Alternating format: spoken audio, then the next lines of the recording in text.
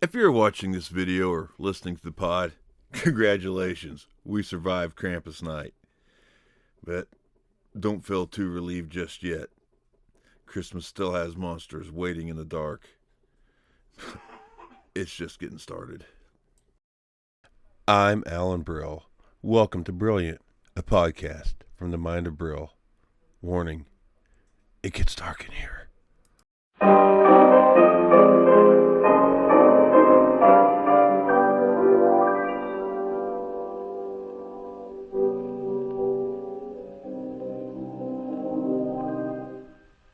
There is a menagerie of dark Yuletide beasts waiting for us out there in the dark during this scary Christmas season. But this week I'll look at just a few of them, just a selection of them. And I know I've done a lot on Krampus lately, but, hey, can't leave him out. So here's a quick rundown of everybody's favorite Christmas devil, Krampus. Of course, the 5th of December is Krampus night, the night that Krampus comes down from his mountain and snatches all the naughty boys and girls and carries them away in his basket back to his lair in the mountains to consume. Krampus is covered in black fur, and he has horns and stands erect on cloven hooves.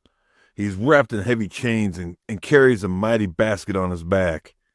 Now, after December 5th, which is Krampus night, he comes and he gets all the bad boys and girls. On December 6th, St. Nicholas comes down and gives all the kids treats because the good little boys, they're all that's left alive.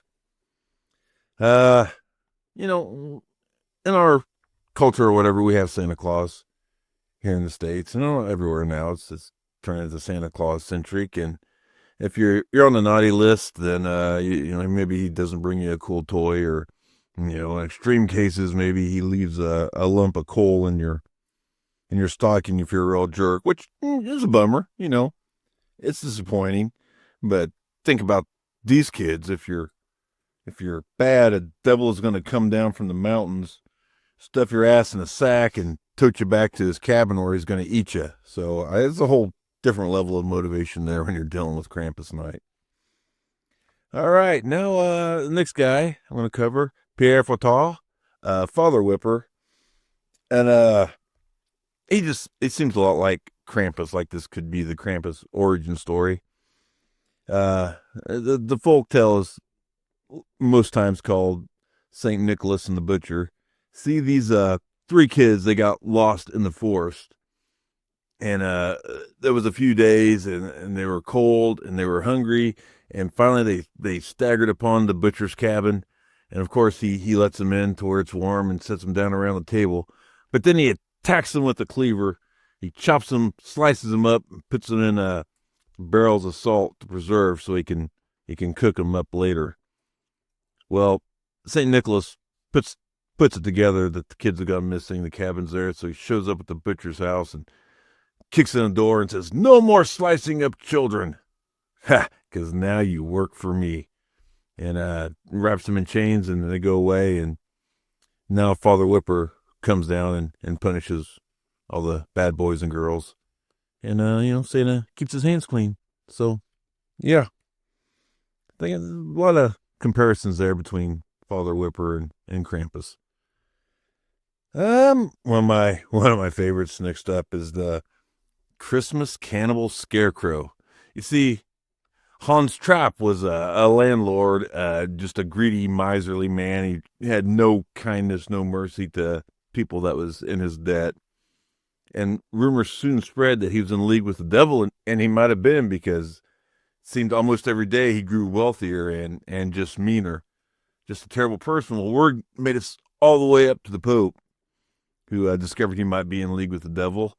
And so he excommunicated him from the church, which allowed the people in the village to seize his money and his lands. And thus exiled, he went again up into the mountains and built a rudimentary shack up there to try to survive. And you stood up there, and it got cold, and it got Christmas time, and he's starving and he's freezing, and his hatred is consuming him. And then he got filled with a taste for the taboo. So he stuffed his clothes with straw and went down by a lonely road at the end of the cornfield that night. And then when morning came, he stood still as could be. People walked back and forth on the road, and everyone just thought it was a new scarecrow. And he waited, oh so patiently and oh so still, until a small boy was walking by alone, and he seen his opportunity, and he pounced on him, and he stabbed him through the heart with a sharp stick. And he dragged his carcass back up to his cabin and chopped him up and was roasting him on the fire. And it says he got him prepared and was about to lift the first forkful to his mouth. He was struck by lightning. But to this day, people still see a gaunt man in an overcoat, stuffed with straw, standing by the road during Christmas time. So be careful. He's still waiting to finish his Christmas feast. Side note about that, it seemed like it would have been better for lightning to strike him before he killed the child. I'm just saying. Just nitpicking there. Another one of my favorites is Bell's Nickel, which is great because there's no actual murdering or eating of children with Bell's Nickel, so you got to love that. Bell's Nickel is Nicholas in furs, and he'll show up a couple of weeks prior to Christmas, have some questions, some tests to see if the kids are good or naughty, and he has treats and sweets with them, and if they pass the test and answer the questions correctly, they get treats. But he also carries a switch, and if they don't pass the test, if they're naughty, then he takes them out back and beats their ass. Of course, sometimes they don't even get that. If he shows up and the parents say, yeah, Alan's been a real jerk this year, takes him out, ties him up to a tree, and takes a switch to him. One thing I love about this is that in some villages, like each year, a different guy would dress up as Bell's Nickel and go house to house. So it was like a real thing. And show up to your neighbor's house and be like, yeah, Alan, real jerk. And you take the kid out and beat his ass. So it's fun for the whole neighborhood. And we'll finish up with Grilla, which really roughly translates to growler, and this is an Icelandic figure. She, of course, lives in the cave. There's a little theme there. And she's a witch / ogress, and she comes out on midwinter or Yule, as they call it. And she's a real nasty character. They believe that she might have eaten one of her husbands because she found him boring, which, yeah. And, there's no real catch. There's no real caveat. She just lurks in the mountains and comes down every now and then. And if kids are wandering around, then, she'll randomly grab them and eat them. So don't go wandering in the woods after dark, I guess, is the moral of that. Yeah.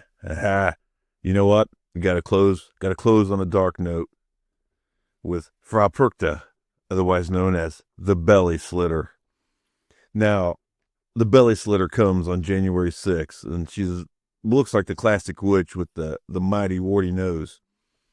And she roams the countryside, checking to make sure the children are well behaved and all their chores are done, particularly the spinning of wool. And if the chores are done and the children are industrious and well behaved, she may leave a silver coin in their shoe. But lazy or disobedient kids, well, they have a much, much darker fate in store for them.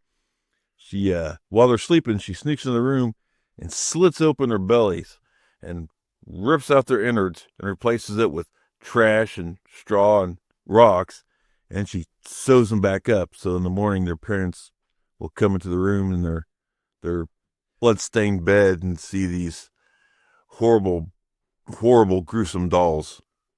And that's the Belly Slitter.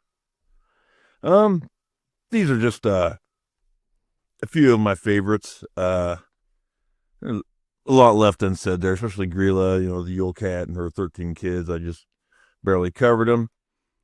But yeah, most of this, and I can't recommend this more. This is The Fright Before Christmas by Jeff Belanger.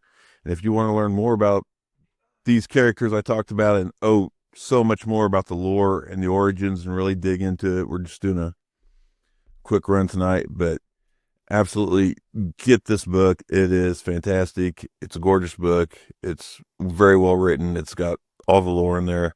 Something you can put up in your mantle and pull it off every year around Christmas time. It's a wonderful tradition. You can get it on Amazon or wherever. Couldn't recommend it more. The Fright Before Christmas by Jeff Belanger. And hey, quick hitter this week, folks. That's it.